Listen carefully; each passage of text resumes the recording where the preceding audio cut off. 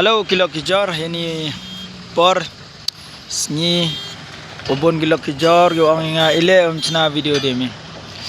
chna ta chna hi tang wa chna hagani ga highway life hagatu rim ga local ml11 tu ile waduna to emi daw dem ne ta em ga ni ga ambe kam ter wat la batai rele te daw slam go te Yaman gilo nga ang ilem chna video de mi haini por bro hagani ba ga channel ubon post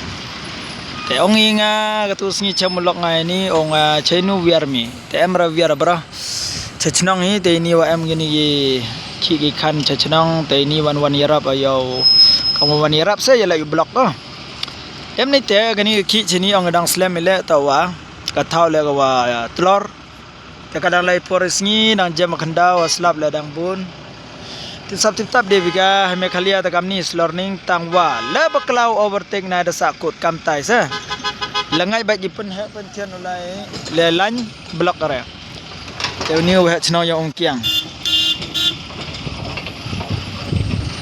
me is kenal de yang da bun kam te yang guys let's go guys kadang tene di miat na lai to em lang gibul abano abanaro bano te yo pinang lo lai ba galan tangwa em gi warop am ter sa pachna lanya pachna block ta block hey tai hawa yo bi kanat ne lai ba galan kop sar em overtake sendet tar em kwa ulai galan te yo bi ga sker gari khian hoy ba so lai da bol ni tang man da kwa ulai le lan nang kam tu na ta block wat le yen ni nam tu na ta biang bai hey ta le jo te la batai ka de penar le mi por gi yong i mo gi lo yero ong majur ga sa de li po jerusalem te te la wa ma ba te sendong nong lok mo ke bila sngotu prai gini ga lai ga wan nong pes ba ga blok ra pai mem blok te sta mem lai mem ye tang wa chna ga hita tak na yo vi hita sa tang wa nga to chong ani ong yok so lai blok ta sa em lang hi wagi polit ni ultra nakleria tangwa ten de jung le yong i yala de yero ong pi wale i ro lang hinong to ile bru ya gari ta tangwa bun ipor le baklai ta sakut ma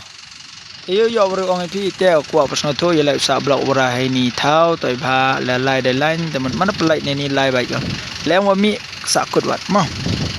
भाई लोग खाली लाइन में जाने का ठीक है ना अभी उमतरा में ये मंडी में काम बहुत मतलब चल रहा है काम लेकिन क्या करें ना इतना हालात खराब है मेघालय में क्या करें है ना मिलते हैं फिर bye guys see you in the next vlog